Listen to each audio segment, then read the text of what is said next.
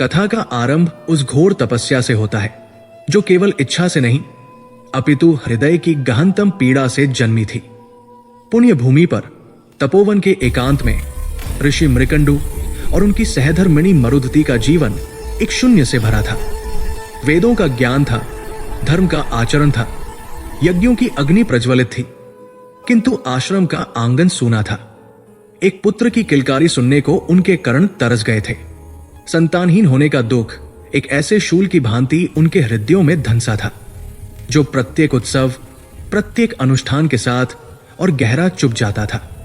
जब ज्ञान और धर्म के सभी मार्ग उस एक अभिलाषा को पूर्ण न कर सके, तब उन्होंने अंतिम और सर्वोच्च पद चुना। तब उन्होंने लौकिक संसार से अपना ध्यान पूर्णतः हटा लिया और अपना सर्वस्व उस एक सत्ता को समर्पित करने का निश्चय किया जो काल का नियंता है, जो संहारक भी है और सृजन का मूल भी, महादेव शिव।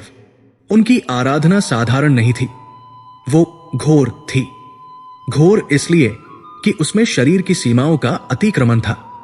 मृकंडु ने पंचाग्नि तप आरंभ किया। ग्रीष्म की प्रचंड दोपहरी में वे चारों दिशाओं में अग्नि प्रज्वलित कर पांचवें सूर्य को मस्तक पर सहते हुए एक पाद पर स्थिर हो जाते। उनकी देह तप्त हो जाती, त्वचा शुष्क होकर फटने लगती, किंतु मन नमः शिवाय के जप में अडिग रहता। मरुद्वती, जो एक ऋषि की पत्नी होने के साथ स्वयं एक तपस्विनी थी, ने भी पति का अनुसरण किया। वे केवल पर्ण और वायु पर निर्भर हो गई। शीतकाल की रात्रियों में हिमदी के शीतल जल में कंठ तक डूबी रहती। उनका शरीर कांपता, पर उनकी आत्मा महादेव के ध्यान में स्थिर थी। वर्ष पर वर्ष बीतने लगे, ऋतुएं बदली, वन की वनस्पतियां उगी और झड़ गई, पर उनकी तपस्या का क्रम नहीं टूटा। उनका शरीर अब केवल अस्थिपंजर मात्र रह गया था। उनकी जटाएं पृथ्वी को छूने लगी थी और उनके नेत्रों का तेज उनकी देह की क्षीणता को चुनौती देता हुआ प्रदीप्त हो रहा था। उनकी इस असाधारण दृढ़ता से त्रिलोक कांप उठा। देवताओं ने जाकर महादेव से प्रार्थना की, प्रभु, मृकंडु और मरुधति की तपस्या ने सृष्टि के संतुलन को प्रभावित करना आरंभ कर दिया है। उनकी निष्ठा अभूतपूर्व है, कृपया उन्हें शांत करें। अंततः वो क्षण आया जब करुणा के सागर आशुतोष शिव अपने भक्तों की पुकार पर पिघल गए। जहां दोनों तपस्वी ध्यान में लीन थे, वहां सहसा एक दिव्य प्रकाश पुंज उभरा। वायु सुगंधित हो उठी, सूखे वृक्षों पर पल्लव आ गए और डमरू की गंभीर ध्वनि के साथ साथ महादेव प्रकट हुए। जटाओं में गंगा, मस्तक पर चंद्र, कंठ में वासुकी और त्रिनेत्र का तेज लिए शिव उस घोर तपस्या के सम्मुख सौम्य रूप में खड़े थे। मृकंडु और मरुधति ने जब नेत्र खोले तो अपने आराध्य को सम्मुख पाकर वे अपनी सुध बुध खो बैठे। उनके तप से तप्त शरीर में मानो प्राणों का नया संचार हो गया। वे साष्टांग दंडवत हो गए। उनके नेत्रों से अविरल अश्रुधारा बह निकली जो वर्षों के तप की अग्नि को शांत कर रही थी। उनका कंठ अवरुद्ध हो गया। वे कुछ बोल न सके, केवल हाथ जोड़े अपने प्रभु को निहारते रहे। महादेव ने अपनी अभय मुद्रा उठाते हुए कहा, उठो मृकंडु, उठो मरुद्वती, तुम्हारी तपस्या ने मुझे प्रसन्न किया है। तुम्हारी निष्ठा और तुम्हारे धैर्य ने मुझे विवश कर दिया है। हम तुम्हारी भक्ति से संतुष्ट हैं। मांगो, क्या वरदान चाहते हो? मृकंडु ने स्वयं को संभाला। उनकी वाणी में वर्षों की पीड़ा और आशा का कंपन था। हे महादेव, हे जगतपति, आप अंतर्यामी हैं। हमारा जीवन, हमारा ज्ञान सब व्यर्थ जान पड़ता है जब हम अपने आश्रम को सूना देखते हैं। हमें केवल एक वरदान चाहिए। हमें एक पुत्र का वरदान दे, एक ऐसा पुत्र जो हमारे कुल का मान बढ़ाए और हमें पितृऋण से मुक्त करे। शिव गंभीर हो गए। उनकी मुस्कान में एक विचित्र रहस्य था। उन्होंने कहा, मृकंडु, तुम्हारी नियति में संतान का योग क्षीण था, किंतु तुम्हारी तपस्या ने उसे बदल दिया है। पर नियति के विधान को बदलने का एक मूल्य होता है। मैं तुम्हें पुत्र अवश्य दूंगा, किंतु तुम्हें एक विकल्प चुनना होगा। यह एक ऐसा विकल्प है जो किसी भी माता पिता के हृदय को चीर देगा। मृकंडु और मरुद्वती ने एक दूसरे को देखा।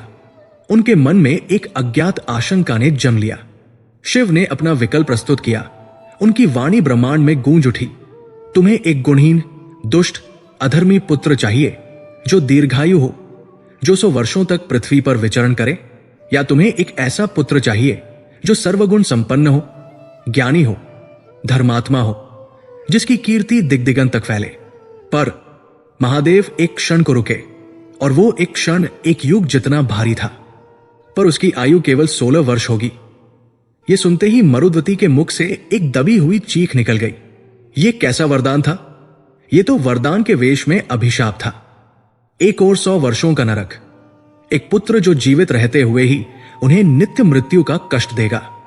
दूसरी ओर 16 वर्षों का स्वर्ग, एक ऐसा पुत्र जो उनके जीवन को सार्थक कर देगा, किंतु उसे खोने का भय हर पल उनके प्राण सुखाता रहेगा। मृकंडू एक ऋषि थे।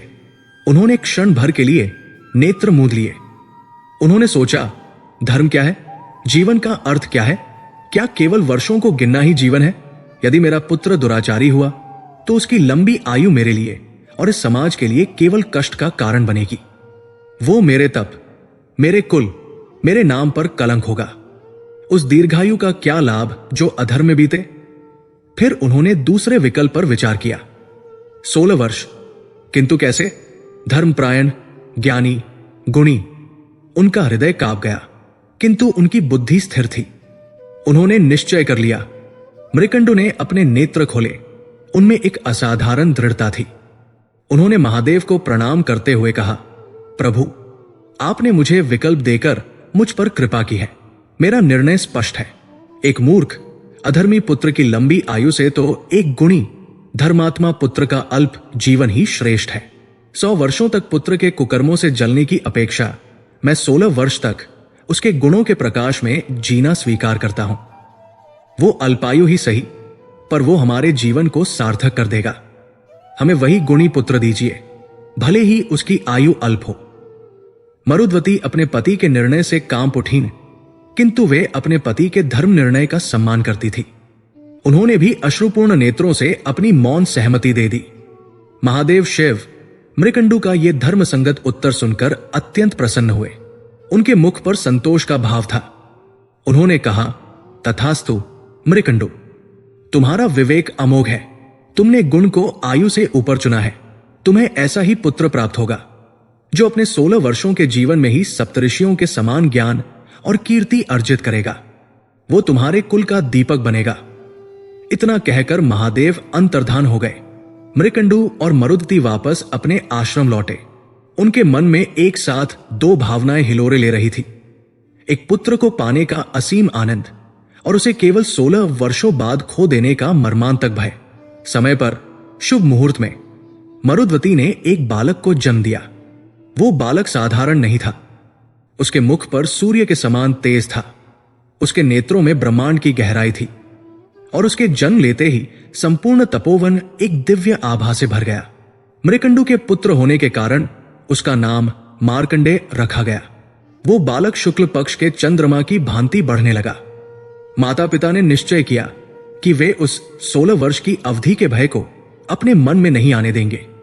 वे अपने पुत्र को इतना प्रेम और इतना ज्ञान देंगे कि उसका प्रत्येक दिन एक युग के बराबर हो। मार्कंडेय की मेधा अलौकिक थी। जिस आयु में बालक शब्दों का उच्चारण सीखते हैं, उस आयु में मार्कंडेय के मुख से वेदों की ऋचाएं स्पष्ट उच्चारित होती थी। 5 वर्ष की आयु में ही उनका यज्ञोपवीत संस्कार हुआ और उन्होंने अपने पिता से ही वेदों का ज्ञान लेना आरंभ कर दिया। पर गुरु पिता आश्चर्यचकित रह गए जब शिष्य ने उन गूढ़ रहस्यों को समझाना आरंभ कर दिया जो अभी सिखाए भी नहीं गए थे। मार्कंडेय ने अल्पायु में ही वेदों का सार समझ लिया, शास्त्रों का मर्म जान लिया। वो केवल ज्ञानी नहीं थे, वो विनीत थे, दयालु थे। उनकी वाणी में अमृत था और उनके आचरण में धर्म। वो प्रातः उठकर माता पिता के चरण स्पर्श करते, यज्ञशाला की व्यवस्था करते और फिर महादेव की आराधना में लीन हो जाते। उनकी भक्ति सहज थी, जैसे श्वास लेना। वो शिव की पूजा इसलिए नहीं करते थे कि उन्हें कुछ चाहिए था, वो इसलिए करते थे क्योंकि शिव ही उनके अस्तित्व का मूल थे। आश्रम में आने वाले बड़े बड़े ऋषिमुनि उस बालक के ज्ञान और तेज को देखकर स्तब्ध रह जाते। मृकंडू और मरुद्वती अपने पुत्र की कीर्ति को देखकर गर्व से भर उठते। वर्ष बीतते गए। 10, 12, 14, 15। मार्कंडेय का 15वां वर्ष पूर्ण हुआ। वो एक तेजस्वी किशोर थे जिनकी ख्याति चारों ओर फैल चुकी थी।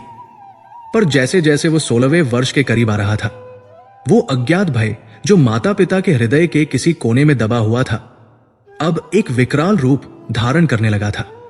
मरुधति अब अपने पुत्र को देखकर मुस्कुरा नहीं पाती थी। वो उसे खिलाती पर उनके हाथ कांपते, वो उसे गले लगाती पर उनकी आंखों से आंसू छलक पड़ते। मृकंडु, जो स्वयं एक महान ऋषि थे, अपने ध्यान में स्थिर नहीं रह पाते थे। यज्ञ करते हुए उनका हाथ कांप जाता। वे अपने पुत्र को देखते और फिर मुंह फेर लेते, इस भय से कि कहीं उनके नेत्रों की पीड़ा उस निर्दोष बालक को दिख न जाए। वो वरदान जो उन्होंने इतने साहस से मांगा था, अब हर पल उन्हें डस रहा था। मार्कंडे, जो स्वयं त्रिकालदर्शी होने की क्षमता रख रहे थे, अपने माता पिता के इस व्यवहार से अनभिज्ञ नहीं थे। उन्हें समझ नहीं आ रहा था कि जिनसे उन्हें इतना प्रेम मिला, वे अचानक इतने उदास क्यों हो गए हैं। उनके आश्रम का आनंद एक गहरे मौन विषाद में डूबता जा रहा था। 16वां वर्ष आरंभ हो चुका था और मृत्यु का वो अदृश्य पाश जो स्वयं महादेव के वरदान से बंधा था, धीरे धीरे उस तेजस्वी बालक की ओर बढ़ रहा था। 16वां वर्ष एक दहलीज की भांति आया, जिसके एक ओर 15 वर्षों का दिव्य आनंद था और दूसरी ओर एक अज्ञात गहन अंधकार। मार्कंडे का तेज प्रतिदिन बढ़ रहा था। वो अब केवल एक किशोर नहीं थे, वो ज्ञान के सूर्य थे। उनकी वाणी में ऐसी प्रखरता थी कि बड़े बड़े ऋषि भी उनसे उपदेश सुनने को रुक जाते। उनके यज्ञों की अग्नि सदैव समिधा के बिना भी प्रज्वलित रहती, मानो स्वयं अग्निदेव उनकी भक्ति से तृप्त हो। उनका सान्निध्य पाकर हिंसक पशु अपनी हिंसा भूल जाते और तपोवन के मृग उनके हाथों से कुशा के अंकुर खाते। वो अपने माता पिता के नेत्रों के तारे थे, उनके जीवन का एकमात्र आधार। किंतु वही माता पिता जिन्होंने उसे रत्नों की भांति पाला था, अब उसी रत्न को देखकर कांप उठते थे। उनका व्यवहार बदल गया था और यह परिवर्तन इतना सूक्ष्म नहीं था कि मार्कंडे की प्रखर दृष्टि उसे पकड़ न पाती। पहले जो आश्रम हास्य और वेद मंत्रों के संवेद स्वर से गूंजता था, अब वहां एक असहनीय मौन ने अपना अधिकार जमा लिया था। मार्कंडे ने अपने माता पिता को चिंतित देखा और यह केवल साधारण चिंता नहीं थी, ये एक ऐसा भय था, एक ऐसी पीड़ा थी जो उनके हृदय को भीतर ही भीतर खोखला कर रही थी। उन्होंने ध्यान दिया कि उनकी माता मरुद्वती, जो उन्हें भोजन परोसती थी, अब उनकी थाली को नहीं, उनके मुख को देखती रहती थी। उनकी उंगलियां कांपती थी और कई बार भोजन परोसते परोसते उनके नेत्रों से 2 बूंद अश्रु टपक कर उस अन्न में मिल जाते। वो तुरंत उन्हें पोंछ लेती, एक कृत्रिम मुस्कान ओढ़ने का असफल प्रयास करती और कहती, पुत्र, धुआं लग गया था। पर मार्कंडे जानते थे कि आश्रम की यज्ञशाला में वर्षों से अग्नि प्रज्वलित थी। वो धुआं आज तक उनकी माता की आंखों में क्यों नहीं लगा? उन्होंने अपने पिता महान ऋषि मृकंडु को देखा, जो पिता उन्हें वेदों के गूढ़ रहस्य समझाते हुए एक दिव्य आभा से मंडित रहते थे। अब वही पिता पाठ करते करते सहसा रुक जाते, उनकी वाणी अवरुद्ध हो जाती, उनका कंठ रुंध जाता। वे दूर शून्य में ताकने लगते और उनकी उंगलियां जो माला पर फिरनी चाहिए थी, वे कांपते हुए स्थिर हो जाती। जब मार्कंडे पूछते, पिताश्री, क्या कोई त्रुटि हो गई मुझसे? तो मृकंडु चौंक कर वर्तमान में लौटते, अपने पुत्र के तेजस्वी मस्तक पर हाथ फेरते और एक गहरी ठंडी सांस लेकर कहते, नहीं पुत्र, नहीं, तुम तो स्वयं ज्ञान के मूर्तिमान स्वरूप हो। बस यूं ही। और वे उस वाक्य को कभी पूरा नहीं कर पाते थे। ये बस यूं ही का आवरण अब मार्कंडे के लिए असहनीय हो गया था। दिन बीत रहे थे, 16वें जन्मदिन की तिथि निकट आ रही थी। माता पिता का व्यवहार और विचित्र होने लगा। वे उसे एक क्षण के लिए भी अपनी दृष्टि से ओझल नहीं होने देते, मानो वे अपनी आंखों के रास्ते उसे अपने भीतर समो लेना चाहते हों। वे उसे ऐसे देखते थे जैसे कोई डूबता हुआ व्यक्ति किनारे को देखता है, पूरी आशा और पूरी हताशा के साथ। वे उससे बात करते करते रोने लगते और फिर उसे गले लगाकर और जोर से रोने लगते। मार्कंडे को यह समझ नहीं आ रहा था कि उनके इस विषाद का कारण क्या है। क्या मुझसे कोई ऐसा अपराध हुआ है जो मेरे माता पिता को इतनी पीड़ा दे रहा है? क्या मेरे ज्ञान में कोई कमी रह गई? क्या मेरी भक्ति में कोई खोट आ गया है? अंततः वो दिन आया जब ये मौन टूटना ही था। 16वें जन्मदिन से कुछ ही दिन पहले की बात थी। रात्रि का प्रहर था। मार्कंडेय अपने शयन कक्ष में थे, किंतु उन्हें निद्रा नहीं आ रही थी। उनके कान अपने माता पिता के कक्ष से आ रही दबी सिसकियों पर लगे थे। आज ये पीड़ा केवल नेत्रों तक सीमित नहीं थी, ये कंठ से फूट पड़ी थी। वो और सहन नहीं कर सके। वो उठे और चुपचाप अपने माता पिता के कक्ष के द्वार पर जाकर खड़े हो गए। अंदर का दृश्य हृदय विदारक था। ऋषि मृकंडु, जो त्रिलोक में अपने तप और ज्ञान के लिए पूजे जाते थे, आज एक साधारण भयभीत पिता की भांति अपनी पत्नी के सम्मुख टूटे हुए बैठे थे। मरुद्वती अपने केश खोले पृथ्वी पर पड़ी विलाप कर रही थी। मृकंडु कह रहे थे, कैसे कहूं मरुद्वती, कैसे बताओ उसे कि जिस जीवन को हमने अपनी तपस्या से सींचा है, उसे काल अपने हाथों से रौंदने आ रहा है। कैसे देखूंगा मैं अपने सूर्य को अस्त होते हुए। मरुद्वती ने कहा, स्वामी, कोई तो मार्ग होगा। क्या महादेव इतने निष्ठुर हो सकते हैं? उन्होंने हमें ये निधि दी ही क्यों, जब इसे इतनी क्रूरता से छीनना ही था? मार्कंडेय अब और नहीं सुन सके। उन्होंने कक्ष में प्रवेश किया। माता, पिताश्री, उनकी गंभीर वाणी सुनकर दोनों चौंक उठे, जैसे किसी अपराध पर पकड़े गए हों। उन्होंने तुरंत अपने आंसू पोंछे और स्वयं को संयत करने का प्रयास किया। मृकंडु ने कहा, पुत्र, तुम सोए नहीं? तुम्हें कुछ चाहिए था? मार्कंडेय ने उनके इस प्रयास को अनदेखा कर दिया। आज वो कोई टालमटोल सुनने वाले नहीं थे। उन्होंने अपने माता पिता के सम्मुख घुटने टेक दिए, पर उनकी आंखों में याचना नहीं, एक अधिकार था, एक पुत्र का अधिकार, अपने माता पिता के दुख का कारण जानने का। उन्होंने हट कर लिया, नहीं पिताश्री, आज मुझे कोई बहाना नहीं चाहिए। आज आपको मुझे वो सत्य बताना ही होगा जो आप दोनों के हृदय को इस प्रकार जला रहा है। मैं अपने माता पिता को इस तरह तिल तिल मरते हुए नहीं देख सकता। यदि मेरे कारण आपको यह कष्ट है, तो मुझे वो कारण जानने का पूरा अधिकार है। आप मुझे मेरा अपराध बताइए, मैं उसका प्रायश्चित करूंगा, किंतु ईश्वर के लिए इस मौन से मुझे और दंड मत दीजिए। मरुद्वती अपने पुत्र के इस रूप को देखकर और भी बिलक पड़ी। मृकंडु ने नेत्र मूंद लिए। उन्हें ज्ञात हो गया था कि अब सत्य को छिपाया नहीं जा सकता। जो बालक इतना प्रज्ञावान है, उसे भ्रम में रखना संभव नहीं है। उन्होंने अपने कांपते हाथों से मार्कंडेय को उठाया और अपने पास बिठाया। ऋषि मृकंडु का गला रुंध गया। उनके मुख से शब्द नहीं निकल रहे थे। उन्होंने बोलना आरंभ किया, पर कंठ की पीड़ा ने शब्दों को रोक दिया। उन्होंने जल पिया, अपने हृदय को कठोर किया और फिर उस कथा को आरंभ किया जो उनके जीवन का सबसे बड़ा वरदान और सबसे बड़ा अभिशाप थी। पुत्र, तुम नहीं जानते कि तुम्हारे जन्म से पूर्व हमारा जीवन कैसा था। ये आश्रम, ये ज्ञान, ये तप, सब व्यर्थ था, क्योंकि यहां तुम्हारी किलकारी नहीं थी। उन्होंने उस घोर तपस्या का वर्णन किया जो उन्होंने और मरुद्वती ने महादेव को प्रसन्न करने के लिए की थी। उन्होंने बताया कि कैसे उनकी तपस्या से प्रसन्न होकर स्वयं आशुतोष प्रकट हुए थे। मार्कंडेय शांति से सुन रहे थे। उनके मुख पर कोई भाव नहीं था। मृकंडु ने कहा, महादेव ने हमें वरदान मांगने को कहा और हमने एक पुत्र की कामना की, किंतु पुत्र, हमारी नियति में संतान नहीं थी।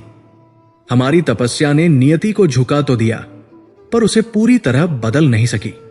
महादेव ने हमारे सम्मुख एक विकल्प रखा। मृकंडु यहां आकर रुक गए। उनकी सांसें भारी हो गई। उन्होंने अपनी पत्नी की ओर देखा, जिनकी आंखें भय से बंद थी। मार्कंडेय ने धीरे से कहा, कैसा विकल्प पिताश्री? मृकंडु ने अपनी सारी शक्ति बटोरकर कहा। महादेव ने कहा, मृकंडु, तुम्हें एक गुणहीन दुष्ट पुत्र चाहिए जो दीर्घायु हो, जो 100 वर्षों तक तुम्हें कष्ट दे, या एक ऐसा पुत्र जो सर्वगुण संपन्न, ज्ञानी और धर्मात्मा हो।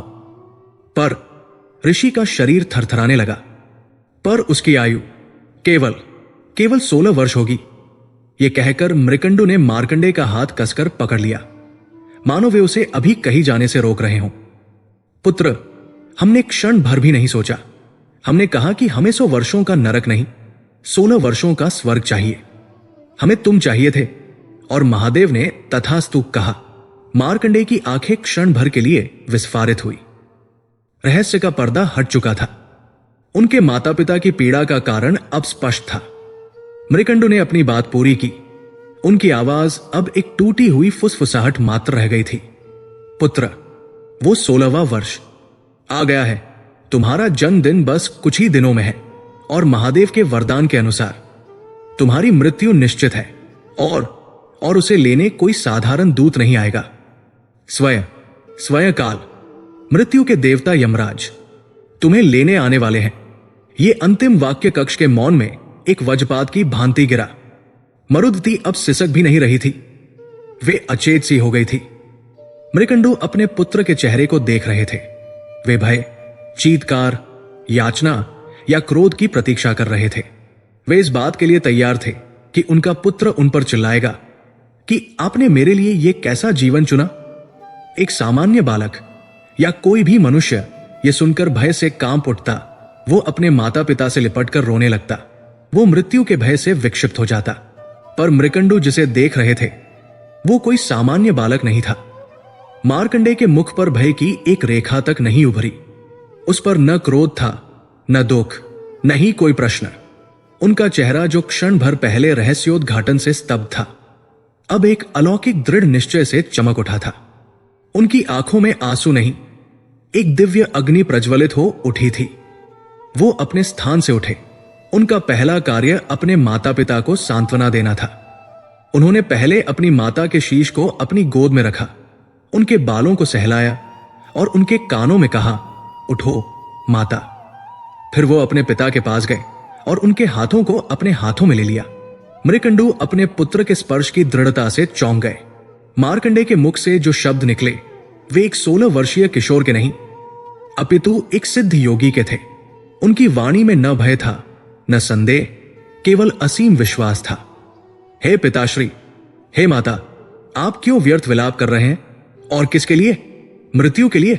क्या आपने ही मुझे नहीं सिखाया कि यह देह नश्वर है और आत्मा अमर?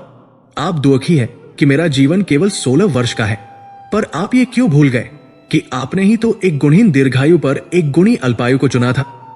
क्या आपको अपने उस निर्णय पर अब पश्चाताप हो रहा है? मृकंडू ने कांपते हुए न में सिर हिलाया।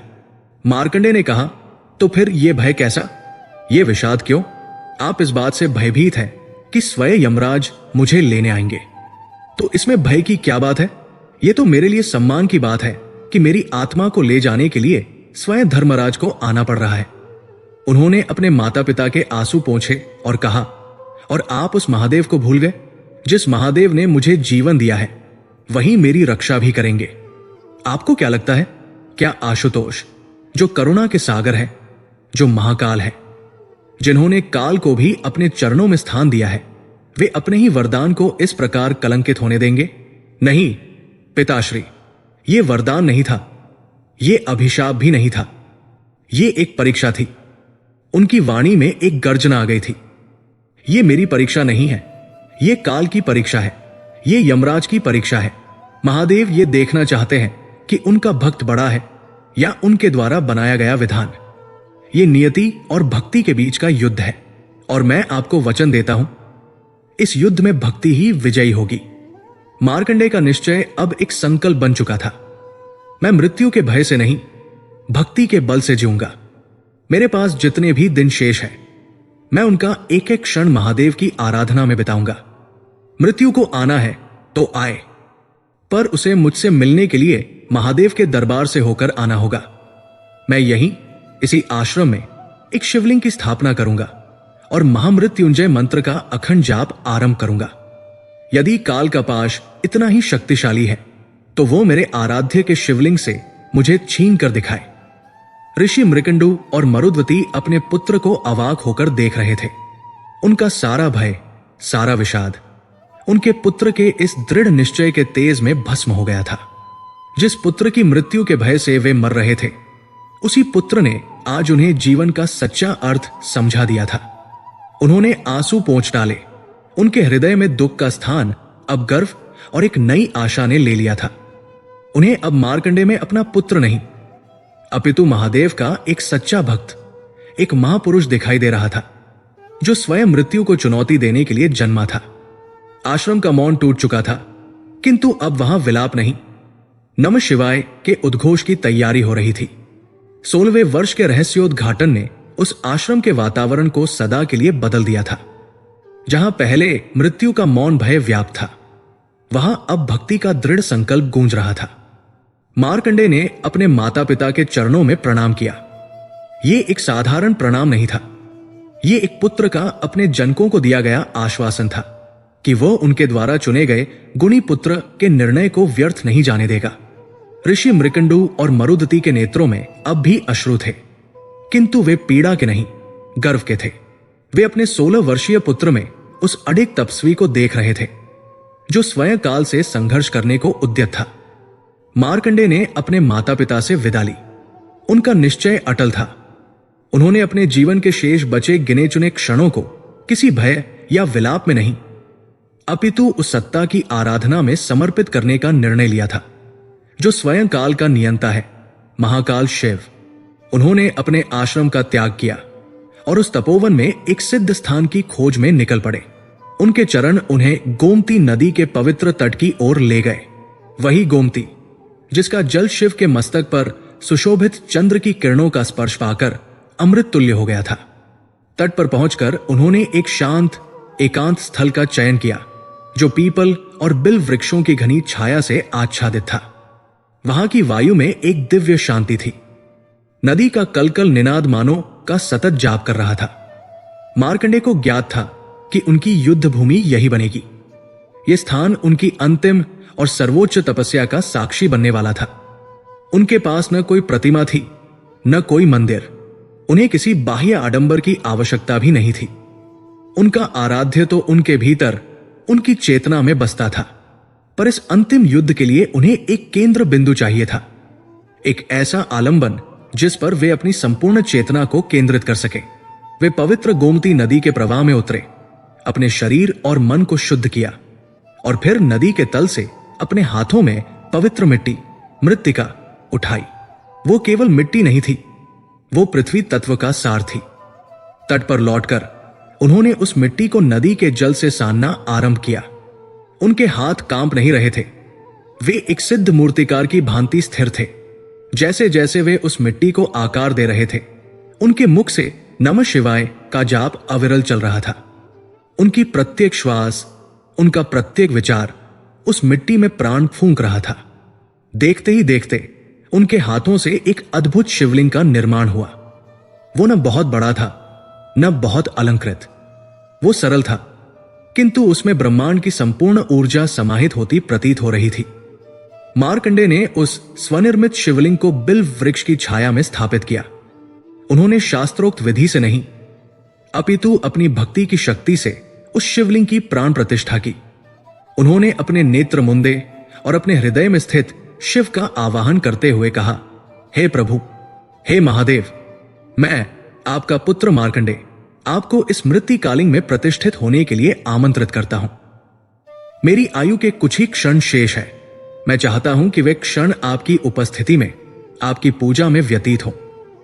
कहते हैं, उनके इस भावपूर्ण आवाहन से वो मिट्टी का लिंग एक दिव्य आभा से प्रदीप्त हो उठा। अब मार्कंडेय उस शिवलिंग के समक्ष आसन लगाकर बैठ गए। उनके पास खोने के लिए अब कुछ नहीं था, सिवाय अपनी श्वासों के, जो नियति के विधान के अनुसार एक एक कर घट रही थी। उन्हें ज्ञात था कि नियति का लिखा मिटाना असंभव है।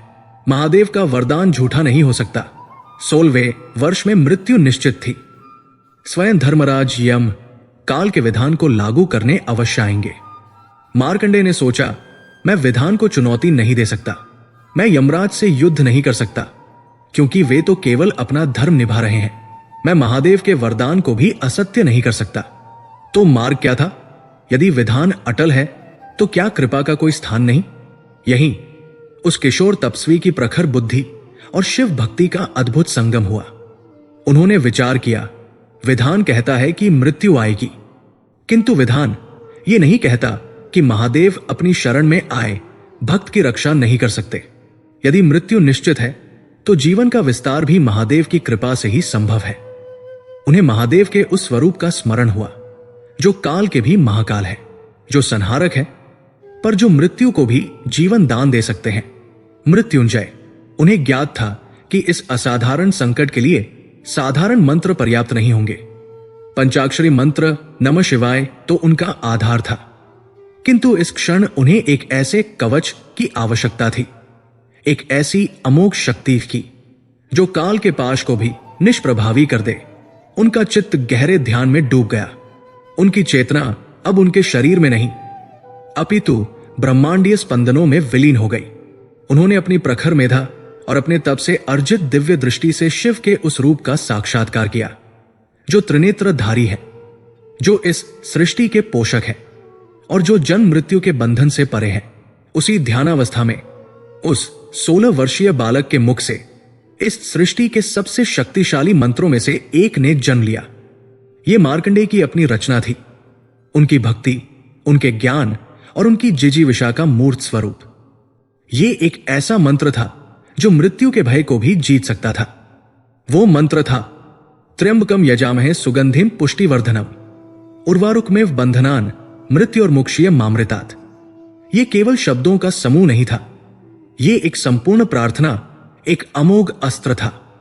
मार्कंडेय ने इस मंत्र की रचना अपने अनुभव से की थी। त्र्यंबकम उन्होंने उन 3 नेत्रों वाले महादेव का आवाहन किया जिनकी तीसरी आंख ज्ञान चक्षु काल के विधान से परे देख सकती है।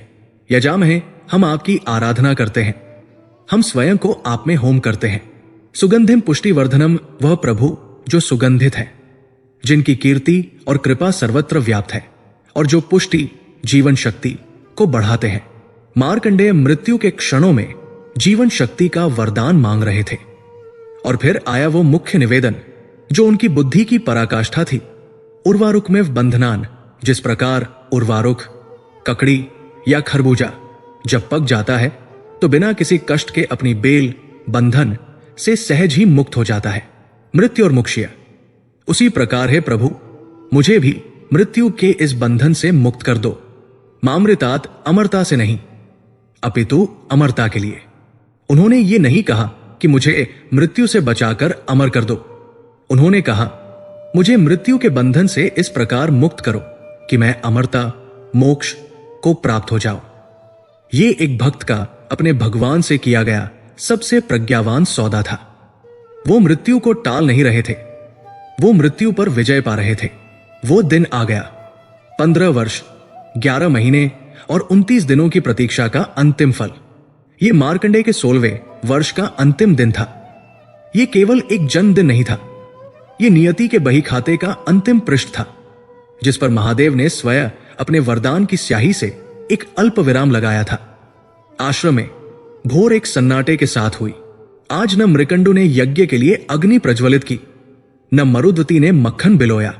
दोनों की आंखें जो रात भर के अनिद्रा और अश्रुओं से लाल हो चुकी थी, तपोवन के उस मार्ग पर टिकी थी जो गोमती के तट की ओर जाता था। वे उस पुत्र की प्रतीक्षा नहीं कर रहे थे, वे मृत्यु के आगमन की प्रतीक्षा कर रहे थे।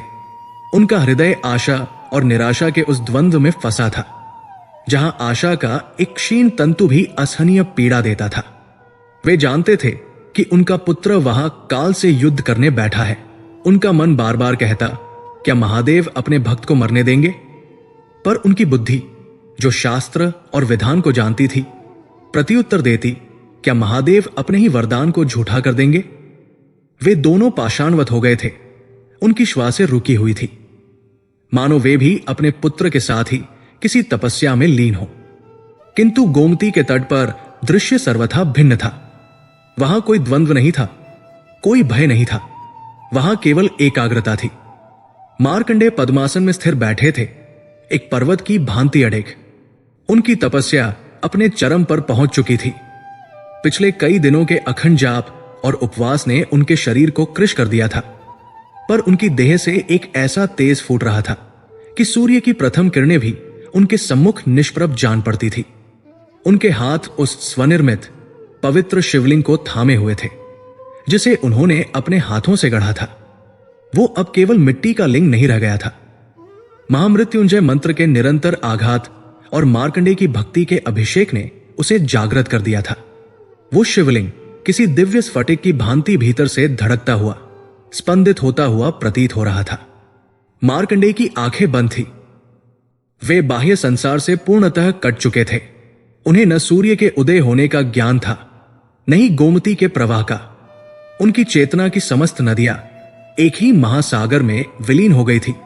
शिव उनका कंठ त्र्यंबकम यजामहे का अखंड उच्चारण कर रहा था। वो मंत्र अब केवल शब्दों का समूह नहीं था, वो उनकी श्वास बन गया था। प्रत्येक श्वास के साथ मंत्र का एक अंश भीतर जाता और प्रत्येक उच्छ्वास के साथ वो ब्रह्मांड में फैल जाता। उन्होंने स्वयं को, अपनी आयु को, अपने भय को, अपनी मृत्यु को, सब कुछ उस मंत्र की अग्नि में होम कर दिया था। वे जानते थे कि आज अंतिम दिन है, वे जानते थे कि मृत्यु आएगी, पर उनके मुख पर न चिंता थी न भय, केवल एक प्रतीक्षा थी, अपने आराध्य के निर्णय की। वे मृत्यु की प्रतीक्षा नहीं कर रहे थे, वे महादेव की प्रतीक्षा कर रहे थे। जैसे जैसे मध्याह्न का सूर्य मस्तक पर चढ़ने लगा, नियति का क्षण निकट आ गया और तभी वो हुआ। वातावरण में एक अकथनीय भयानक शीतलता फैल गई। ये शीत ऋतु की ठंडक नहीं थी, ये जीवन के उष्ण रक्त के जम जाने का अनुभव था। ये वो शीत था जो सूर्य के प्रकाश को भी भेद कर सीधे अस्थि मज्जा तक पहुंच रहा था। जो पक्षी अब तक कलरव कर रहे थे, वे सहसा चुप हो गए। उनकी चहचहाट एक झटके में बंद हो गई, मानो किसी अदृश्य हाथ ने उन सबका गला एक साथ घोंट दिया हो। वे जड़वत होकर शाखाओं पर बैठ गए, उनके पंख कांपने बंद हो गए। गोमती नदी जो कल कल निनाद करती बह रही थी, उसका प्रवाह थम सा गया। जल ऐसा गाढ़ा और स्थिर हो गया मानो वो आगे बढ़ने से भयभीत हो। बिल वृक्षों के पत्ते जो वायु के झोंकों से नृत्य कर रहे थे, वे सहसा काट के हो गए, उनमें कोई गति नहीं बची। वायु रुक गई, संपूर्ण प्रकृति ने अपनी श्वास रोक ली थी। प्रकाश मध्यम पड़ने लगा। सूर्य वही था, किंतु उसकी किरणें पृथ्वी तक नहीं पहुंच पा रही थी। एक विचित्र हरा काला सा अंधकार चारों ओर छाने लगा। यह रात्रि का अंधकार नहीं था, यह जीवन के स्रोत के सूख जाने का अंधकार था। ये काल का साया था। और फिर वो ध्वनि सुनाई दी, खुरों की एक भारी मर और अमोघ ध्वनि। यह ध्वनि पृथ्वी पर नहीं, चेतना पर आघात कर रही थी। दक्षिण दिशा से, जहां पितरों का वास होता है, जहां से जीवन का प्रस्थान होता है, उस दिशा से अंधकार और सघन हो गया। उस सघन होते अंधकार के पुंज से वे प्रकट हुए। मृत्यु के देवता धर्मराज यम। उनका रूप विकराल था, जैसा शास्त्रों में वर्णित है वैसा ही। वे एक विशाल कृष्णवर्णी भैंसे पर सवार थे, जिसकी आंखें अंगारों की भांति दहक रही थी और जिसकी सांसों से मृत्यु की शीतलता प्रवाहित हो रही थी। स्वयं यमराज का वर्ण घने वर्षाकालीन मेघ के समान श्याम था। उनके मस्तक पर एक दिव्य मुकुट था, जो उनके धर्म और न्याय के अधिकार का प्रतीक था। उनकी 4 भुजाएं थी और उनके नेत्रों में न क्रोध था न करुणा, उनमें केवल विधान था, एक ऐसी अंतिम सत्यता जिससे कोई बच नहीं सकता। उनके एक हाथ में कालदंड था और दूसरे हाथ में वो पाश था, जो सूक्ष्म से सूक्ष्म आत्मा को भी उसके स्थूल शरीर से खींच निकालने में समर्थ था। वह पाश एक साधारण रस्सी नहीं था, वो स्वयं काल के तंतुओं से बुना गया था, जो एक जीवित स्पंदित ऊर्जा की भांति अपने लक्ष्य के लिए लपलपा रहा था। उनके साथ उनके भयंकर दूत भी थे, किंतु वे सभी मार्कंडे के तपोबल से उत्पन्न अग्निक्वच से भयभीत होकर दूर ही ठिठक गए थे। इसीलिए आज एक 16 वर्षीय बालक की आत्मा को ले जाने के लिए स्वयं धर्मराज को आना पड़ा था। यमराज अपने वाहन से उतरे, उनके चरण पृथ्वी पर नहीं पड़े, वे भूमि से कुछ ऊपर ही स्थिर हो गए। वे उस तपस्वी बालक के सम्मुख आकर खड़े हो गए। उन्होंने एक क्षण के लिए उस दृश्य को देखा। एक किशोर बालक जो मृत्यु के साक्षात सम्मुख होते हुए भी अपनी तपस्या में इतना लीन था कि उसे उनके आगमन का बोध तक नहीं हुआ। यमराज के मुख पर एक क्षण के लिए मानो विस्मय का भाव आया, किंतु वे विधान से बंधे थे। उनकी वाणी, जो मेघों के गर्जन से भी अधिक गंभीर थी, उस ठहरे हुए वातावरण में गूंजी।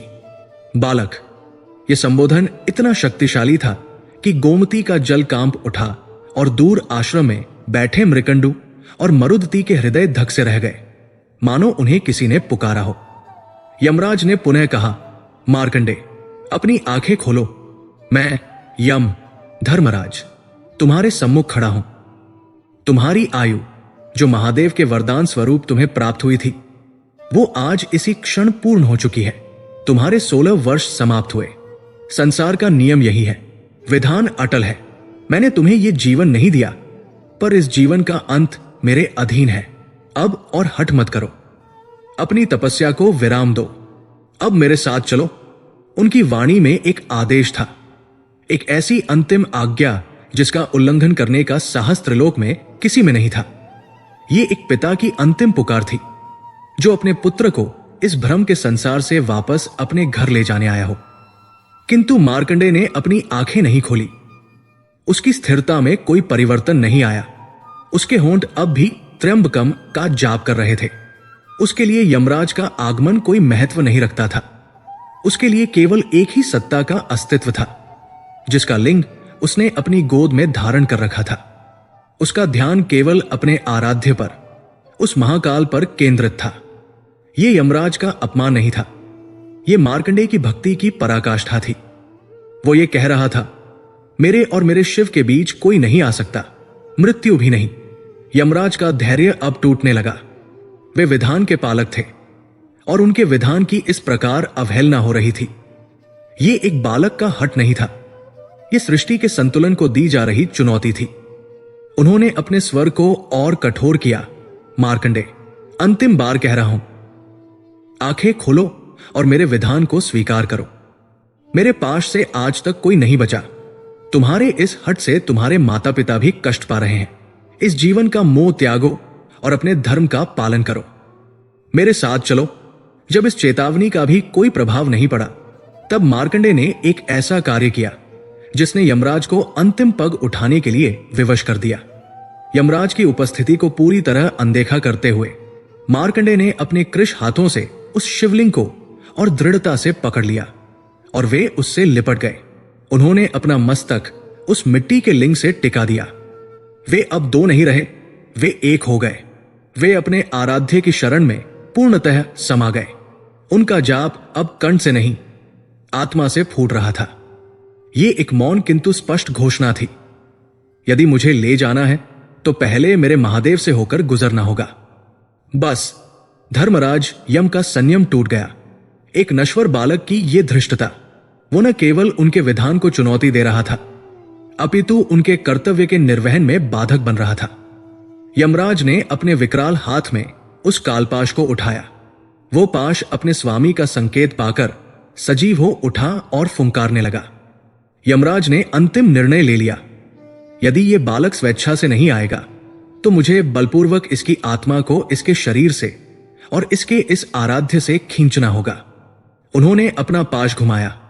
उस पाश के घूमने से ऐसी प्रलयंकारी वायु उत्पन्न हुई कि तपोवन के वृक्ष जड़ से उखड़ने लगे। यमराज ने अपनी पूरी शक्ति से उस कालपाश को, जो कभी अपने लक्ष्य से नहीं चुकता था, उस बालक की आत्मा को बांधने के लिए फेंक दिया। वो पाश मार्कंडेय की ओर नहीं गया, वो उस शिवलिंग से लिपटे हुए मार्कंडेय की आत्मा को एक साथ बांधने के लिए आगे बढ़ा।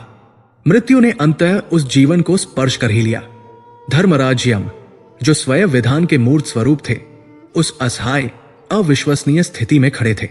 उनके सम्मुख एक 16 वर्षीय नश्वर बालक था, जो उनकी सत्ता को, उनके अस्तित्व को, यहां तक कि उनके साक्षात आगमन को भी पूर्णतः अनदेखा कर रहा था। यह अपमान नहीं था, यह अपमान से कहीं बढ़कर था। यह सृष्टि के उस मौलिक संतुलन को चुनौती थी, जिसे बनाए रखने का भार स्वयं उनके कंधों पर था। जीवन का अंत मृत्यु है, यह वो शाश्वत सत्य था जिसके वे पालक थे। और आज वो सत्य एक बालक की भक्ति के हट के सम्मुख बौना सिद्ध हो रहा था। यमराज ने प्रतीक्षा की। उन्होंने उस बालक को अपनी तपस्या पूर्ण करने का, अपनी अंतिम प्रार्थना करने का अवसर दिया। पर मार्कंडेय की प्रार्थना का कोई अंत नहीं था। वो स्वयं उस प्रार्थना में विलीन हो चुका था। वो त्र्यंबकम के जाप में इतना डूब चुका था कि उसे मृत्यु के देवता की उपस्थिति का भान ही नहीं रहा। यमराज का संयम, जो पर्वतों से अधिक दृढ़ और समुद्रों से अधिक गहरा था, अब टूट रहा था। उन्हें अपना कर्तव्य पूर्ण करना ही था। यदि विधान की इस प्रकार अवहेलना होने दी गई तो सृष्टि का चक्र ही रुक जाएगा। उन्होंने अपने कृष्णवर्णी विकराल हाथ को उठाया, जिसमें वो अमोघ अस्त्र सुशोभित था, जिसने आज तक कभी अपने लक्ष्य से चूक नहीं की थी, कालपाश। बालक, यमराज ने अंतिम बार गर्जना की। उनकी ध्वनि में अब चेतावनी नहीं, अंतिम निर्णय था। तुम्हारी भक्ति प्रशंसनीय है, किंतु तुम्हारा हठ अक्षम्य है। विधान का उल्लंघन करके तुम अपने आराध्य को भी धर्म संकट में डाल रहे हो। मैं तुम्हें अंतिम अवसर देता हूं। पर मार्कंडेय ने कोई प्रतिक्रिया नहीं दी। उनके लिए अब कोई बाहर नहीं था, कोई भीतर नहीं था। वे केवल शिव थे और शिव ही वे थे। यमराज ने अपने नेत्र मूंद लिए। एक क्षण के लिए उन्होंने उस बालक के प्रति नहीं, अपितु उस विधान के प्रति अपनी निष्ठा को दृढ़ किया, और फिर उन्होंने अपना पाश फेंका। वो कोई साधारण फंदा नहीं था, वो स्वयं काल के तंतुओं से बुना गया था। वो अंधकार से भी अधिक काला और शून्य से भी अधिक शीतल था। जैसे ही वो यमराज के हाथ से छूटा, उसने एक फुंकार भरी, एक ऐसी ध्वनि जो ब्रह्मांड के सारे संगीत को सोख गई। उस पाश से एक ऐसी हिम शीतलता विकीर्ण हुई कि गोमती नदी का जल सतह पर ही जमने लगा, और बिल्व वृक्षों के पत्ते क्षण भर में सूखकर काले पड़ गए। मृत्यु का वो फंदा, वो अमोघ विधान, एक भूखे सर्प की भांति अपनी नियति को निगल जाने के लिए लपका। उसका लक्ष्य सीधा था, बालक मार्कंडेय का गला, वो सूक्ष्म बिंदु जहां प्राण और देह का बंधन होता है। अब तक जो मार्कंडेय बाह्य संसार से कटे हुए थे, उन्हें उस पाश का स्पर्श हुआ। यह भौतिक स्पर्श नहीं था, यह मृत्यु का आध्यात्मिक दंश था। उनकी चेतना, जो शिव में विलीन थी, उसे एक झटके से उस परम शीतलता ने अपनी ओर खींचा। पहली बार उनकी आंखें खुली।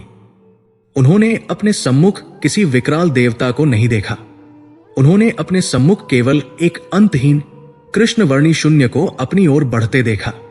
उन्होंने उस पाश को देखा जो स्वयं मृत्यु का प्रतीक था। एक सामान्य मनुष्य का हृदय उस दृश्य को देखते ही फट जाता।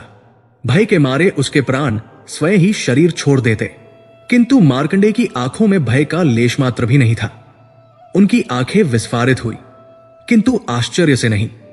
उन्होंने मृत्यु को इतने निकट देखा और उनके हृदय में केवल एक ही विचार आया, मेरे प्रभु। यह भय का क्षण नहीं था, यह पूर्ण समर्पण का अंतिम क्षण था। यदि मृत्यु आ ही गई है, तो उसका स्वागत भी अपने स्वामी की बाहों में ही क्यों न किया जाए। एक क्षण से भी कम समय में मार्कंडेय ने वो किया जो इतिहास में किसी ने नहीं किया था। वे भय से भागे नहीं, न ही उन्होंने यमराज से याचना की। उन्होंने अपनी दोनों दुर्बल कृश भुजाओं को फैलाया और पूर्ण समर्पण के साथ अपने संपूर्ण अस्तित्व के बल से वे उस स्वनिर्मित शिवलिंग से लिपट गए। उन्होंने अपना मस्तक उस मिट्टी के लिंग से टिका दिया, अपने गालों को उससे रगड़ दिया और अपनी श्वासों को उसमें रोक लिया।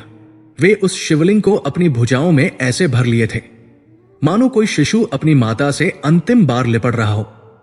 यह उनका अंतिम दुर्ग था, उनका अंतिम सत्य था, उनका अंतिम आश्रय था। वे अब मार्कंडेय नहीं रहे, वे उस शिवलिंग का ही एक अविभाज्य अंग बन गए थे। उनकी मौन घोषणा थी, अब हम दो नहीं, एक है। जो भी विधान है वो हम दोनों के लिए एक साथ ही लागू होगा। यमराज, जो अपना पाश फेंक चुके थे, इस अंतिम क्रिया को देखकर स्तब्ध रह गए। पाश अपने लक्ष्य से विचलित नहीं हो सकता था। वो मार्कंडेय की आत्मा को लेने आया था। उसने बालक को अपनी परिधि में ले लिया, किंतु उस पाश ने, उस अंधी नियति ने यह नहीं देखा कि बालक अब अकेला नहीं है। यमराज का पाश मार्कंडेय के गले, उसकी छाती और उसकी भुजाओं के साथ साथ उस पवित्र शिवलिंग पर भी कस गया।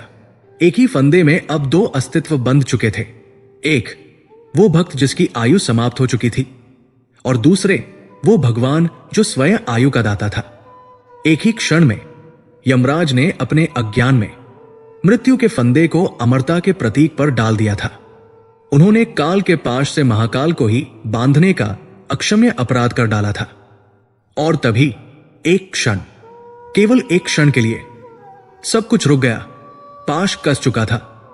यमराज ने अपना दंड खींचा ताकि आत्मा को शरीर से अलग कर सके। जैसे ही पाश में खिंचाव आया, जैसे ही उस मृत्यु ऊर्जा ने उस जागृत शिवलिंग को स्पर्श किया, वो शिवलिंग कांपा। पहले धीरे से, फिर तीव्रता से मिट्टी के उस लिंग से दरारें पड़ने लगी, किंतु उन दरारों से मिट्टी नहीं, एक ऐसा तीव्र श्वेत प्रकाश फूट पड़ा मानो किसी ने अरबों सूर्य को एक मिट्टी के ढेले में बंद कर दिया हो। मार्कंडे जो उससे लिपटे हुए थे, उन्हें लगा जैसे वे पिघल रहे हैं, पर जल नहीं रहे, वे प्रकाश बन रहे हैं। और फिर एक भयंकर विस्फोट हुआ। यह ध्वनि का विस्फोट नहीं था, यह मौन का विस्फोट था। एक ऐसा धमाका जिसने यमराज के कानों को बहरा कर दिया, जिसने सृष्टि के संगीत को शून्य कर दिया। वो साधारण मिट्टी का शिवलिंग एक भयंकर विस्फोट के साथ फट पड़ा। गोमती का तट श्वेत प्रकाश के एक महासागर में डूब गया।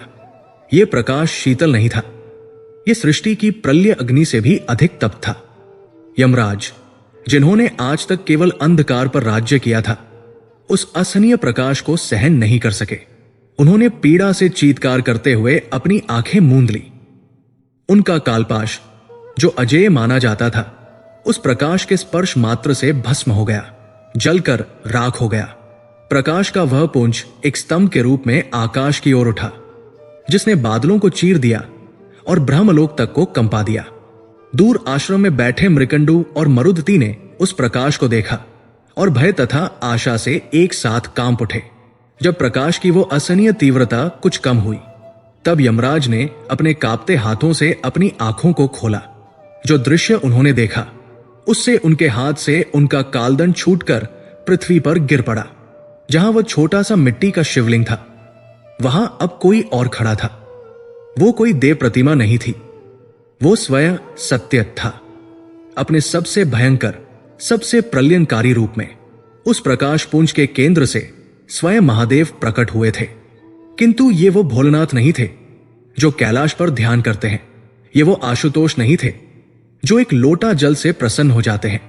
ये वो रूप था जिसका दर्शन प्रलय के अतिरिक्त कभी नहीं होता। ये उनका कालांतक रूप था, काल का भी अंत करने वाला। उनका आकार परिभाषित नहीं था, वे आकाश से भी विशाल थे, और फिर भी वे उसी स्थान पर खड़े थे। उनका वर्ण एक जलते हुए कोयले की भांति लाल था, और उनकी जटाएं किसी बंधन में नहीं थी। वे एक ब्रह्मांडीय तूफान की भांति चारों दिशाओं में फैली थी, जिनमें नक्षत्र टूटकर गिर रहे थे। उनके कंठ में वासुकी नहीं, अपितु स्वयं प्रलय की अग्नि लिपटी हुई थी। उनके हाथों में डमरू नहीं, एक विशाल त्रिशूल था जो कांप रहा था, मानो वह किसी के रक्त का पान करने को आतुर हो। और उनकी आंखें, उनकी दो आंखें, सूर्य और चंद्र, बंद थी। वे इस दृश्य को देखने के लिए अनावश्यक थी, किंतु उनके मस्तक पर, उनकी भ्रिकुटी के मध्य वो तीसरी आंख खुली थी। वो पूरी तरह खुली थी। वो कोई नेत्र नहीं था, वो स्वयं महाविनाश का द्वार था। उसमें से न प्रकाश निकल रहा था, न अग्नि। उसमें से एक ऐसी ऊर्जा निकल रही थी जो अस्तित्व को ही नकार रही थी। उस आग के क्रोध से उनका पूरा शरीर भभक रहा था। वो क्रोध व्यक्तिगत नहीं था, वो क्रोध सृष्टि के विधान का था। वो एक पिता का क्रोध था जिसके पुत्र को उसकी गोद से छीनने का प्रयास किया गया हो। महादेव ने मार्कंडे को देखा, जो अब भी भयभीत होकर उनके चरणों से लिपटे हुए थे। महादेव ने धीरे से अपना एक हाथ उठाया और उस बालक के शीश पर रख दिया। वो स्पर्श इतना शीतल था कि मार्कंडे की सारी पीड़ा और भय क्षण भर में दूर हो गया। और फिर महाकाल ने अपनी दृष्टि उठाई। उन्होंने यमराज को देखा। उस एक दृष्टि में इतना रोष था, इतनी ज्वाला थी कि मृत्यु के देवता यमराज, जो स्वयं सबके प्राण हरते थे, आज अपने प्राणों के लिए कांप उठे। महादेव ने अपने त्रिशूल को उठाया। गोमती का तट, नदी, आकाश, सब उस त्रिनेत्र की अग्नि और त्रिशूल के तेज से कांपने लगे। महादेव ने गर्जना की। वो कोई शब्द नहीं थे, वो प्रलय का नाद था। यम, उस एक शब्द से यमराज के भैंसे ने भय के मारे वहीं प्राण त्याग दिए। तेरा ये दुस्साहस, यम, तूने विधान की आड़ में मेरे भक्त पर पाश डालने का अपराध किया। तूने मृत्यु के भय से उसकी भक्ति को खंडित करने का प्रयास किया, और तेरी धृष्टता यहां तक बढ़ गई कि तेरे कालपाश ने मेरे इस स्वरूप, इस लिंग को भी स्पर्श कर लिया जिससे मेरा भक्त लिपटा हुआ था। तूने मुझे, महाकाल को, काल के बंधन में बांधने का प्रयास किया। महादेव का प्रत्येक शब्द एक वज्र की भांति यमराज पर गिर रहा था। यमराज का मुकुट पिघलकर गिर गया। वे अपने घुटनों पर आ गए। वे हाथ जोड़कर कांप रहे थे। प्रभु क्षमा, ये मेरा कर्तव्य था। विधान विधान। महादेव का क्रोध सातवें आकाश पर पहुंच गया। उनकी तीसरी आंख से अग्नि की एक लपट निकली।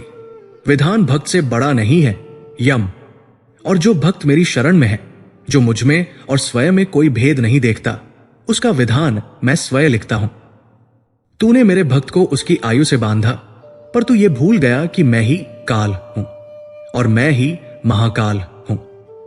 आज तूने मेरे उस भक्त को मृत्यु का भय दिखाया है, जिसने स्वयं को मुझे सौंप दिया था। इसका दंड तुम्हें अवश्य मिलेगा। यह कहकर कालांतक शिव ने अपना त्रिशूल उठाया। उसका लक्ष्य अब कोई और नहीं, स्वयं मृत्यु के देवता धर्मराज यम थे। प्रलय ने साक्षात मृत्यु को ही ग्रसने के लिए अपना पग बढ़ा दिया था। त्रिशूल कांप रहा था, अपने स्वामी के क्रोध से प्रतिध्वनित होता हुआ।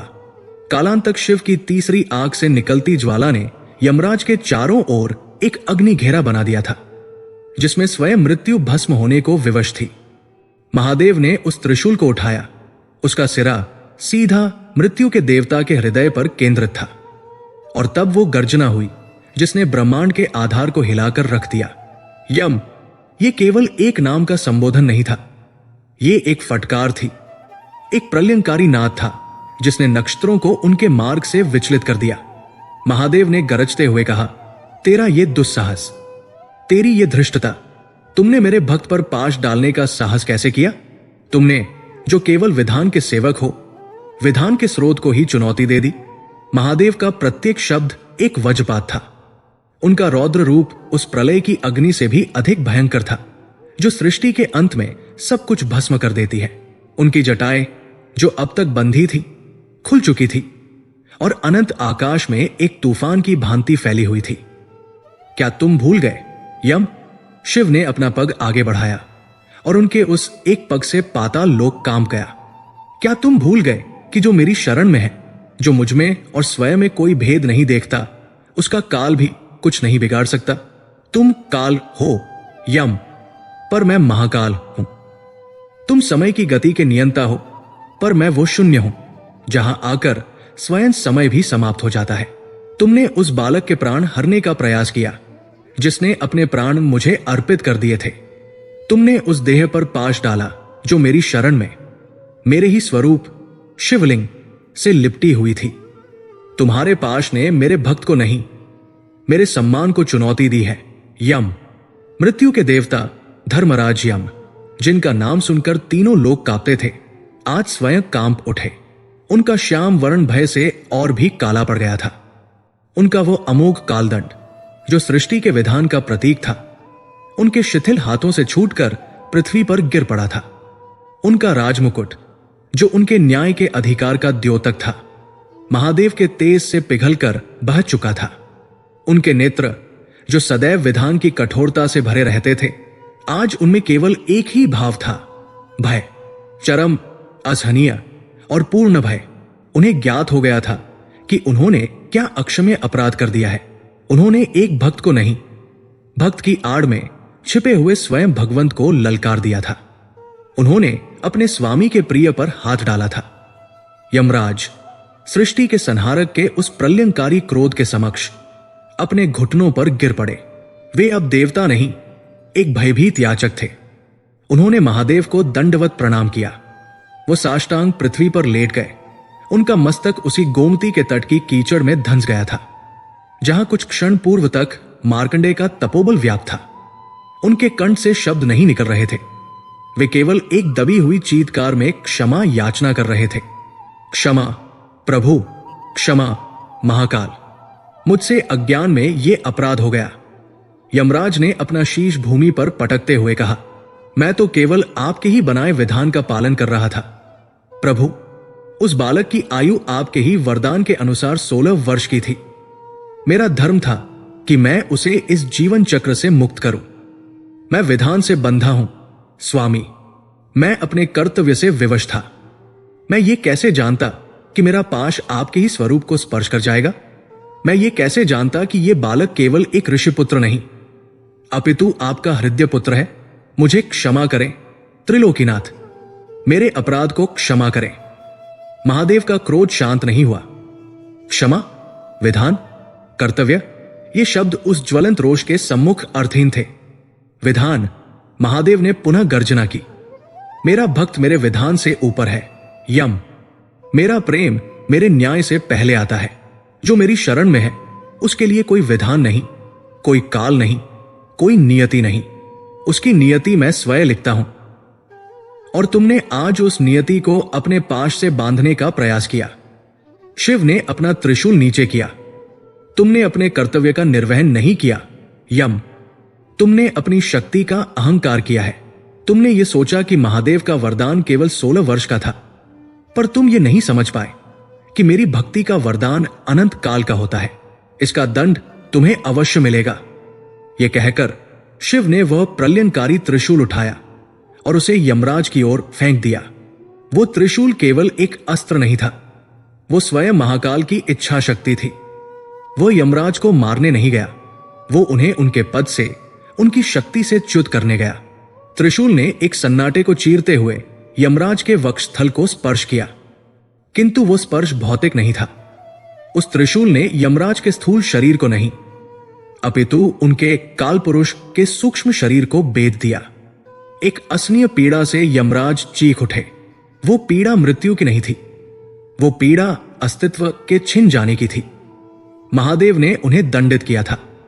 उन्होंने यमराज से उनकी शक्ति, उनका अधिकार, उनका यमतत्व ही छीन लिया। यमराज परास्त हो गए। वे अब मृत्यु के देवता नहीं थे, वे केवल एक शक्तिहीन पराजित आत्मा थे जो अपने स्वामी के क्रोध के सम्मुख असहाय पड़ी थी। वे पृथ्वी पर अचेत होकर गिर पड़े। मृत्यु स्वयं मरणासन थी। जैसे ही यमराज परास्त हुए, सृष्टि का संतुलन बिगड़ गया। काल का चक्र जो यमराज की शक्ति से चलता था वो रुक गया। ब्रह्मांड में एक स्तब्धता छा गई। जो जहां था वही रुक गया। नदियों ने बहना बंद कर दिया, हवा ने चलना बंद कर दिया, ग्रहों ने घूमना बंद कर दिया। मृत्यु के देवता के परास्त होते ही ब्रह्मांड में मृत्यु की प्रक्रिया ही समाप्त हो गई। जो वृद्ध थे वे मर नहीं पा रहे थे, जो रोगी थे उन्हें पीड़ा से मुक्ति नहीं मिल रही थी। पृथ्वी का भार बढ़ने लगा। यह देखकर सृष्टि के अन्य 2 स्तंभ स्वयं ब्रह्मा और भगवान विष्णु अत्यंत चिंतित हो उठे। वे दोनों अपने समस्त देवगणों के साथ उस गोमती के तट पर तत्काल प्रकट हुए। उन्होंने देखा कि महाकाल अपने रौद्र रूप में खड़े हैं, यमराज अचेत पड़े हैं, और वो बालक मार्कंडे जो इस समस्त लीला का केंद्र था, अभी भी भय से कांपता हुआ महादेव के चरणों से लिपटा हुआ है। ब्रह्मा और विष्णु ने हाथ जोड़कर महादेव की स्तुति आरंभ की। हे शंभो, हे शंकर, शांत होइए प्रभु, शांत होइए। ब्रह्मा ने कहा, आपके क्रोध ने सृष्टि के विधान को ही खंडित कर दिया है। हम मानते हैं कि यम ने अक्षम्य अपराध किया है, किंतु प्रभु, यदि मृत्यु नहीं होगी तो जीवन का चक्र कैसे चलेगा? यदि यम नहीं होंगे तो धर्म का संतुलन कौन बनाए रखेगा? पृथ्वी इस भार को सह नहीं पाएगी, सृष्टि का विनाश हो जाएगा। कृपया यम को क्षमा दान दें और उन्हें उनका कर्तव्य पुनः सौंपे। भगवान विष्णु ने भी निवेदन किया, हे महादेव, आपने अपने भक्त की रक्षा करके भक्तवत्सल होने का परम उदाहरण प्रस्तुत किया है। आपने यह सिद्ध कर दिया है कि आपकी शरण से बढ़कर कोई दुर्ग नहीं। किंतु अब इस लीला को विराम दे, यम को जीवन दान दे। वो आपके ही सेवक है। अन्य सभी देवताओं ने, इंद्र, वरुण, अग्नि, सभी ने एक स्वर में महादेव से क्षमा की प्रार्थना की। महादेव ने ब्रह्मा और विष्णु की ओर देखा। उनका क्रोध अब भी शांत नहीं हुआ था, किंतु उनका विवेक जागृत था। वे जानते थे कि सृष्टि के संतुलन के लिए यमराज आवश्यक है। उन्होंने अपनी दृष्टि उस पराजित, अचेत पड़े यम पर डाली और फिर वे उस कारण की ओर मुड़े जिसने उन्हें यह रूप धरने पर विवश किया था। वे मार्कंडे की ओर मुड़े, वो बालक जो अब तक उनके चरणों से लिपटा हुआ था, जो इस पूरे प्रलय का साक्षी था। उसने भयभीत नेत्रों से धीरे धीरे अपना शीश उठाया। उसने अपने आराध्य के उस भयंकर रूप को देखा जिसने स्वयं मृत्यु को परास्त कर दिया था। और तभी कालांतक शिव के मुख पर, जो अब तक प्रलय की अग्नि से तप्त था, एक कोमल भाव उभरा। रौद्र का स्थान करुणा ने ले लिया, महाकाल का स्थान आशुतोष ने ले लिया। महादेव ने अपना त्रिशूल पृथ्वी में गाड़ दिया और उनके मस्तक पर सुशोभित तीसरी आंख धीरे धीरे बंद होने लगी। जैसे ही वो आंख बंद हुई, ब्रह्मांड में छाया प्रलय का संकट टल गया। रुकी हुई हवा पुनः चलने लगी, नदी का प्रवाह आरंभ हो गया। महादेव ने मुस्कुराते हुए नीचे देखा। उनकी वह मुस्कान ऐसी थी मानो सहस्रों चंद्रमा एक साथ उदित हो गए हों। उनके उस भयंकर रूप का स्थान अब उनके सौम्य करुणापूर्ण स्वरूप ने ले लिया था। उन्होंने अपने उस अनन्य भक्त को देखा जो अभी भी उनकी शरण में था। मार्कंडे, महादेव की वाणी जो क्षण भर पहले वज्र गर्जना थी, अब अमृत की वर्षा कर रही थी। उस ध्वनि को सुनकर मार्कंडे के शरीर में चेतना का संचार हुआ। उसने अपने प्रभु का वो शांत सौम्य मुख देखा और उसके नेत्रों से अश्रुधारा बहन निकली। महादेव ने अपना हाथ बढ़ाया और उस बालक के शीश पर रख दिया। उठो पुत्र, उन्होंने स्नेह से कहा। अपनी आंखें खोलो और देखो, मृत्यु का भय अब समाप्त हो चुका है। मार्कंडे ने उन चरणों को छोड़ा और हाथ जोड़कर अपने प्रभु के सम्मुख खड़े हो गए। प्रभु, उनके कंठ से बस इतना ही निकल सका। महादेव ने मुस्कुराते हुए कहा, मार्कंडे, तुम्हारे हठ ने नहीं, तुम्हारी अनन्य भक्ति ने आज स्वयं मृत्यु को पराजित कर दिया है। तुमने वो कर दिखाया है जो असंभव था। तुमने ये सिद्ध कर दिया है कि विधान से बढ़कर विश्वास है और नियति से बढ़कर भक्ति है। जिस महामृत्युंजय मंत्र की तुमने रचना की है, वो आज से इस सृष्टि का अमोघ कवच बनेगा। जो कोई भी मृत्यु के भय से पीड़ित होकर इस मंत्र का जाप करेगा, मैं स्वयं उसे काल के पाश से उसी प्रकार मुक्त करूंगा जैसे आज तुम्हें किया है। उन्होंने मार्कंडे के कंधों को थाम लिया। तुम्हारी आयु 16 वर्ष की थी। यह मेरा ही वरदान था और यम केवल मेरे ही वरदान का पालन कर रहा था, किंतु तुम्हारी भक्ति ने मेरे उस वरदान की सीमाओं को तोड़ दिया है। आज से तुम काल के भय से, काल के विधान से सर्वथा मुक्त हो। महादेव ने अपना वरदहस्त उठाया। तुम अल्पायु नहीं होगे, तुम दीर्घायु भी नहीं होगे, तुम आज से चिरंजीवी अमर होगे। ये एक अभूतपूर्व वरदान था। तुम युगों युगों तक, कल्पों कल्पों तक इसी 16 वर्षीय किशोर ऋषि के रूप में इस पृथ्वी पर विद्यमान रहोगे। काल का चक्र तुम्हें स्पर्श नहीं कर पाएगा, वृद्धावस्था तुम्हें छू नहीं सकेगी, मृत्यु का पाश तुम पर कभी नहीं पड़ेगा।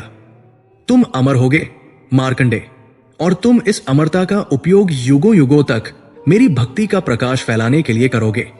जब जब इस संसार में धर्म की ग्लानि होगी, जब जब मनुष्य नियति के सम्मुख स्वयं को असहाय पाएगा, तब तब तुम एक जागृत उदाहरण के रूप में उन्हें यह स्मरण दिलाओगे कि सच्ची भक्ति में कितनी शक्ति है। महादेव ने मार्कंडे को अपने हृदय से लगा लिया। इसके पश्चात महादेव उस अचेत पड़े यमराज की ओर मुड़े। उन्होंने अपने त्रिशूल के स्पर्श से उन्हें पुनः चेतना प्रदान की और उनकी शक्तियां उन्हें वापस लौटाई। यमराज ने उठते ही पुनः महादेव के चरणों में शीश नवाया। महादेव ने कहा, उठो यम, अपने कर्तव्य पर पुनः लौट जाओ, किंतु यह स्मरण रखना कि तुम्हारा विधान मेरी शरण में आए भक्तों पर लागू नहीं होता। उनका विधान, उनका काल और उनका मोक्ष सब मैं स्वयं हूं। यमराज ने नतमस्तक होकर यह आदेश स्वीकार किया। वे तथास्तु कहकर अपने लोक को लौट गए। ब्रह्मा, विष्णु और अन्य देवता भी महादेव की जय जयकार करते हुए अपने धाम को पधारे। गोमती का तट अब शांत था। वहां केवल महादेव थे और उनके सम्मुख थे उनके चिरंजीवी भक्त ऋषि मार्कंडे। इस प्रकार ऋषि मार्कंडे ने यह सिद्ध कर दिया कि सच्ची भक्ति और अटूट विश्वास के आगे बड़े से बड़ा संकट, यहां तक कि स्वयं नियति को भी झुकना पड़ता है। उन्होंने ये प्रमाणित कर दिया कि ईश्वर का वरदान यदि नियति है, तो ईश्वर की भक्ति उस नियति को बदलने का अमोघ अस्त्र है। मार्कंडे काल पर विजय प्राप्त करके भक्ति के शाश्वत प्रतीक बन गए।